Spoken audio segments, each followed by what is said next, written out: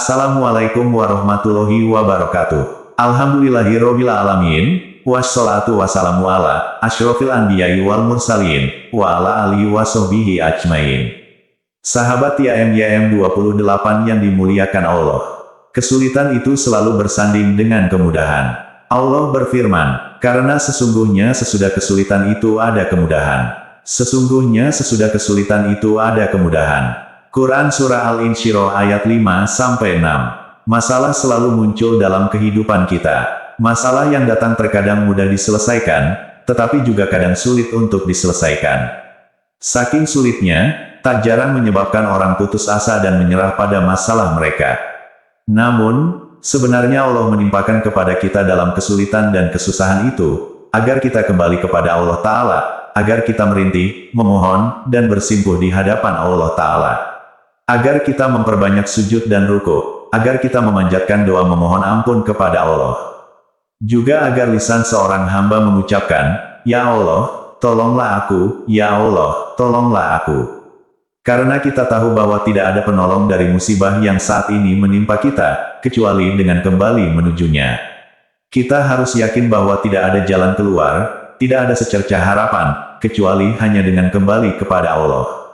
Allah Ta'ala berfirman, dan sesungguhnya kami telah mengutus rasul-rasul kepada umat-umat yang sebelum kamu, kemudian kami siksa mereka dengan menimpakan kesengsaraan, kesulitan, dan kemelaratan, supaya mereka memohon kepada Allah dengan tunduk merendahkan diri. Quran Surah Al-An'am ayat 42. Dalam ayat lain pun Allah Ta'ala berfirman, serta mereka telah mengetahui bahwa tidak ada tempat lari dari siksa Allah, melainkan kepadanya saja. Quran Surah At-Taubah ayat 118.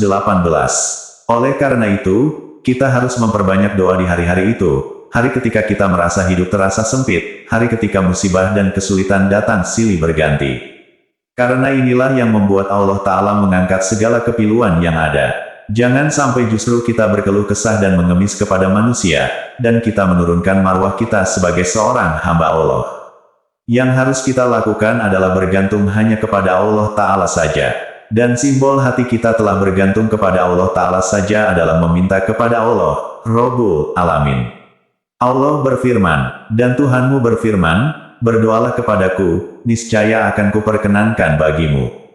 Quran Surah Al-Mu'min ayat 60. Allah pasti akan mengabulkan setiap doa orang yang berdoa, dan akan mengabulkan orang yang terdesak dengan kebutuhannya ketika ia berdoa kepadanya. Dia itu begitu dekat, sebagaimana yang disampaikan dalam Al-Quran, Allah Ta'ala berfirman, apabila hamba-hambaku bertanya kepadamu, Nabi Muhammad, tentang aku, sesungguhnya aku dekat.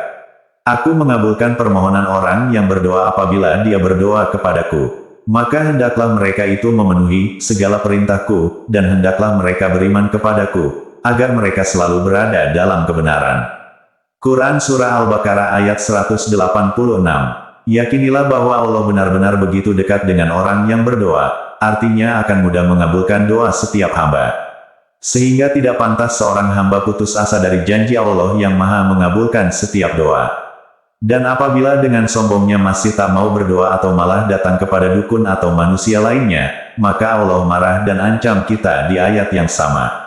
Allah Ta'ala berfirman, sesungguhnya orang-orang yang menyombongkan diri dari menyembahku, akan masuk neraka jahanam dalam keadaan hina dina.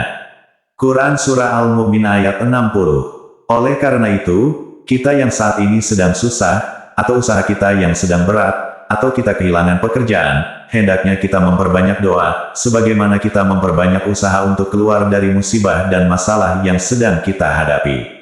Rasulullah Shallallahu Alaihi Wasallam bersabda, Allahumma rahmataka arju, fala takilni ila nafsi, torfato, ainin, wa aslih li sya'nikullahu, la ilaha illa anta.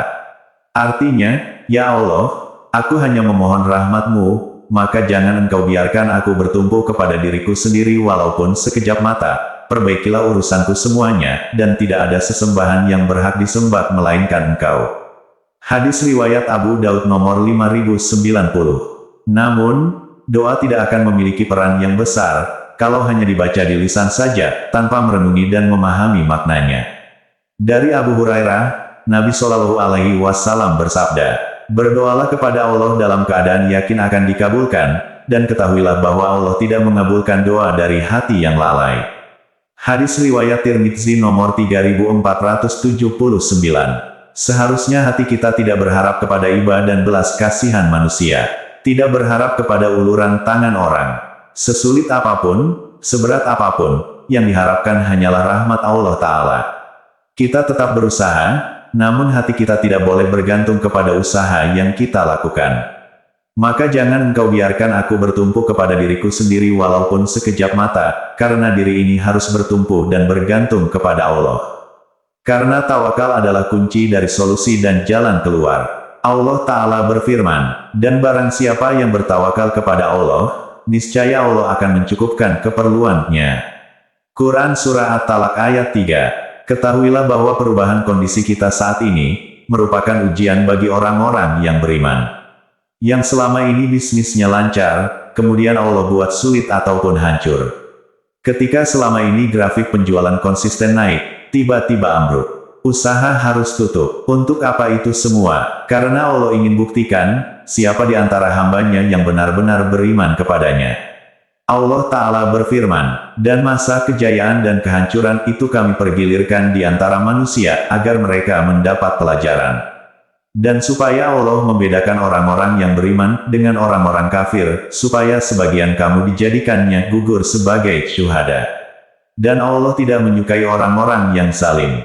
Quran Surah Ali Imran ayat 140.